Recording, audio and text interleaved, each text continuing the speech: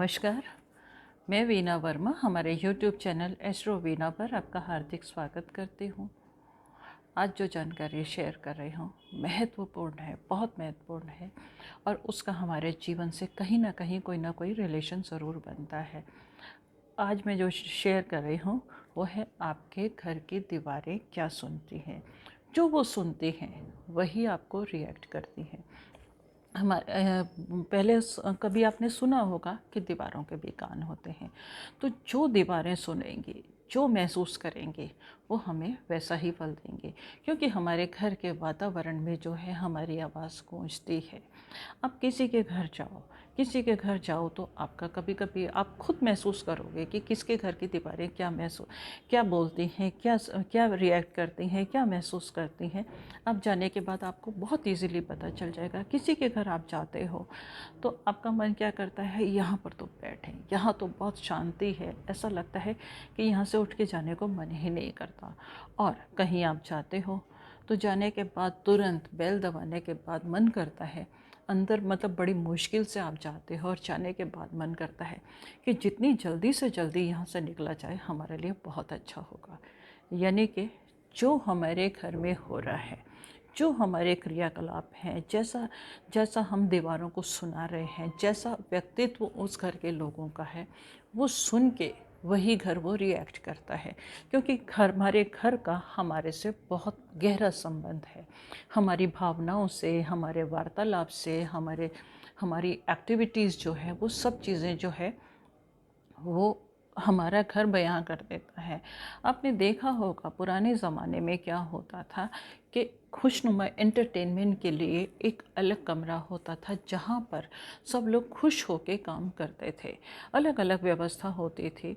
और अगर घर में कोई झगड़ा होता है, अपने पुरानी चीज़ों को, इतिहास को भी उठा के देखा जाए तो गोप भवन नाम के जो घर बंद कमरे होते थे वो घर से बिल्कुल अलग होते थे, थोड़ी सी दूरी पर होते थे, जहाँ पर घर के झगड़ों को निपटाया जाता था, उनको दूर किया जाता था, किस तरह से घर के झगड़े ख़त्म हो।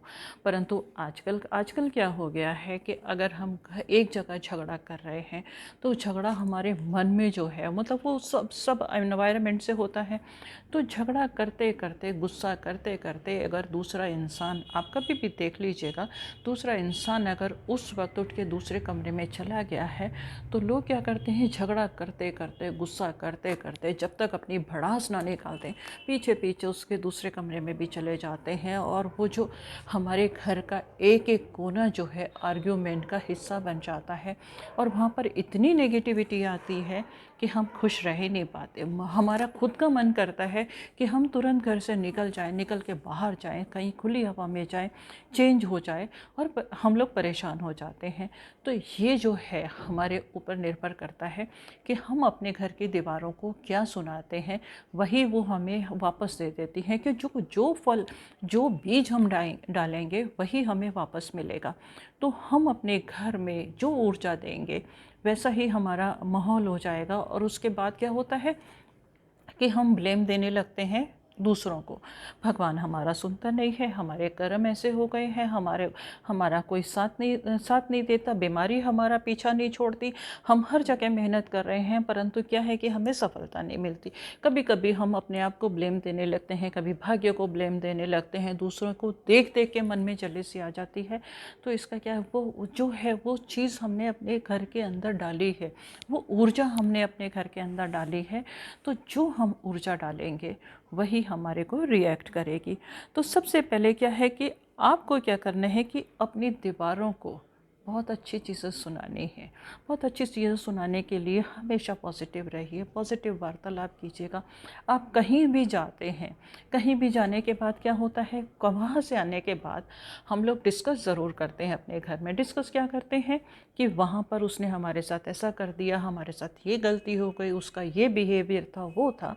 और वो जो है वहाँ की भी जो नेगेटिविटी हम लेकर आए हैं वो हमने अपने घर की दीवारों पे डाल दी। तो आप सोचिएगा कि हमारे घर की दीवारों ने क्या सुना, और उन्होंने हमें, हमारे उस शेड ने हमें वही देना शुरू कर दिया। और अगर हम कहीं जाते हैं, वहाँ की पॉजिटिविटी लेके आए, देखो उसका घर कितना अच्छा है, कितने संस्कारी लोग हैं, कितने अच्छे से उन्होंने वो किया।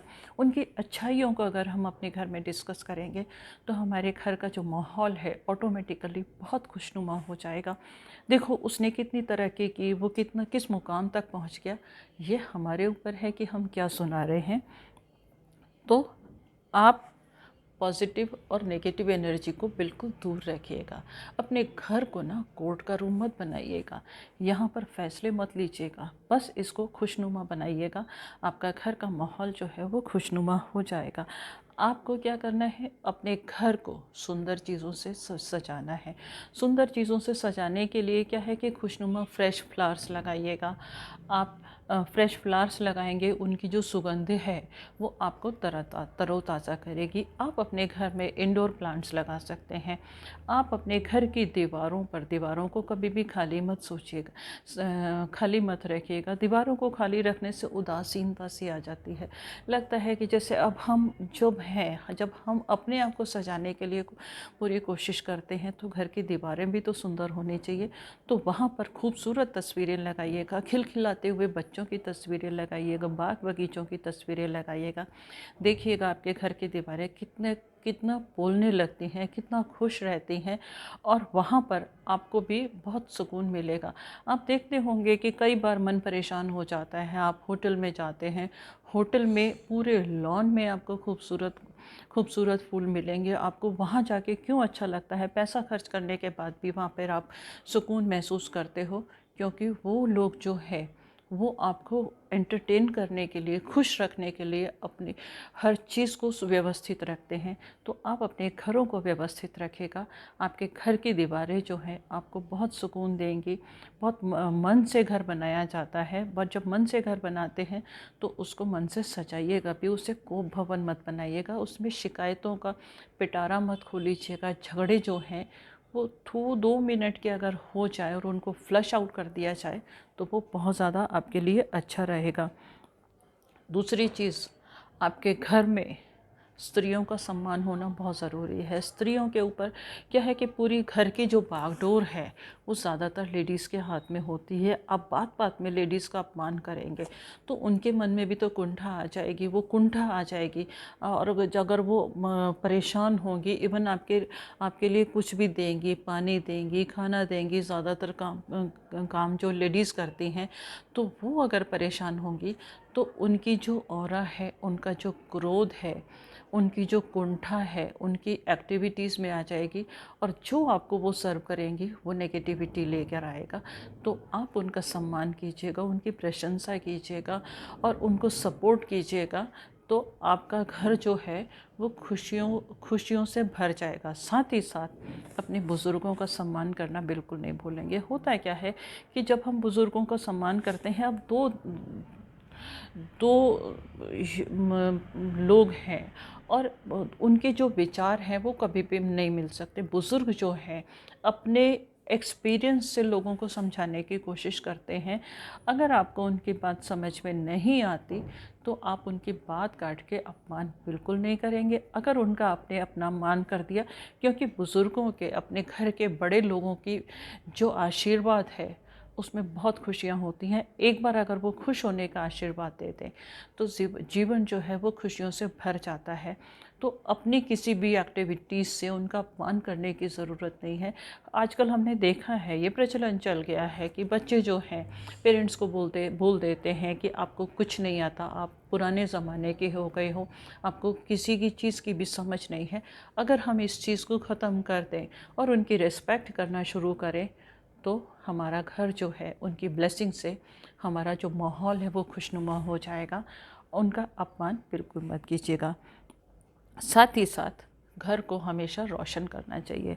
तो रोशन करने के लिए आपको क्या करना है, कोई भी त्यौहार आए आप प्रवेश द्वार को ज़रूर सजाएंगे। प्रवेश द्वार को सजाएंगे यानी कि खुशियों का आगमन होगा, लक्ष्मी जो है उसका वेलकम होना चाहिए। लोग क्या करते हैं, अपने घर की गंदगी जो है वो दरवाज़े पर रखते हैं, और जब गंदगी दरवाज़े पर रख दी तो आप सोचिएगा अंदर आने वाला जो है इंसान है आपके लिए क्या विचार लेकर आएगा। जब वो विचार ही लेकर आएगा, एनवायरनमेंट में आ जाएंगे तो आप परेशान हो जाएंगे, आपकी हेल्थ ख़राब होगी, आपकी मानसिक क्षमता जो है कमज़ोर हो जाएगी और कहीं ना कहीं आपके घर का वातावरण ख़राब हो जाएगा।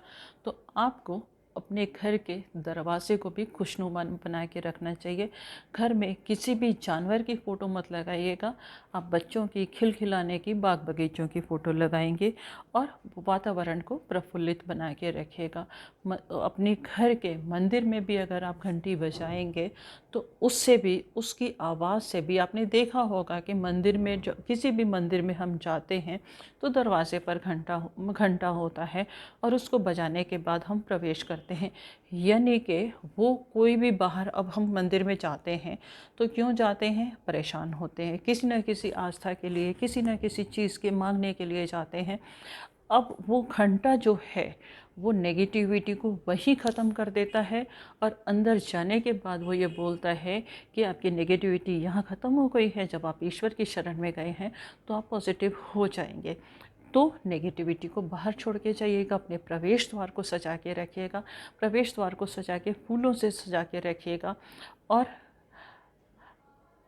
किसी भी जिस भी देवता को आप मानते हैं उसकी तस्वीर भी, गणपति की भी तस्वीर, अगर गणपति की कोई मूर्ति या तस्वीर अगर आप प्रवेश दरवाजे पर लगाते हैं, परंतु उसमें एक शर्त है कि एक तस्वीर के पीछे, दीवार के पीछे भी तस्वीर होनी चाहिए, वहाँ से हमारे घर में कोई नेगेटिविटी नहीं आएगी।